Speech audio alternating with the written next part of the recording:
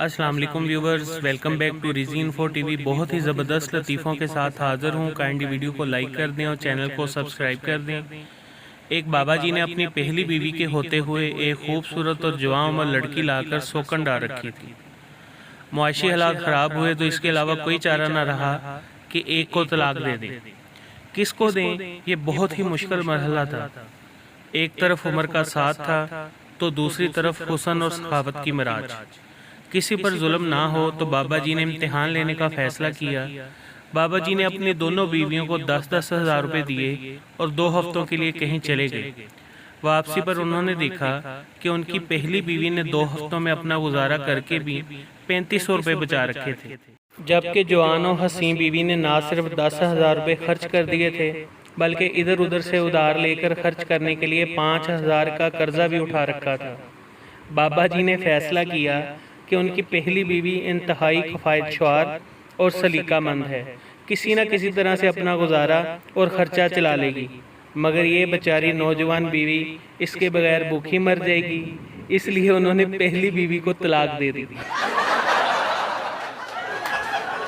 بیوی: میں ذرا میکے جانا چاہتی ہوں۔ خاوند: اللہ کی امان ہو، سب کو میرا سلام کہنا۔ بیوی: تم تو مجھ سے جان ہی چھڑانے کے لیے بیٹھے ہو۔ خاوند: توبہ استغفر اللہ۔ بیوی: میں ذرا میکے جانا چاہتی ہوں۔ خاوند: آج ادھر ہی رہو میرے ساتھ، کسی اور دن چلی جانا۔ بیوی: تم تو بس مجھے ہر وقت اسی گھر میں قید کر کے رکھنا چاہتے ہو۔ خاوند: توبہ استغفر اللہ۔ بیوی: میں ذرا میکے جانا چاہتی ہوں۔ خاوند: جیسے تمہیں اچھا لگے۔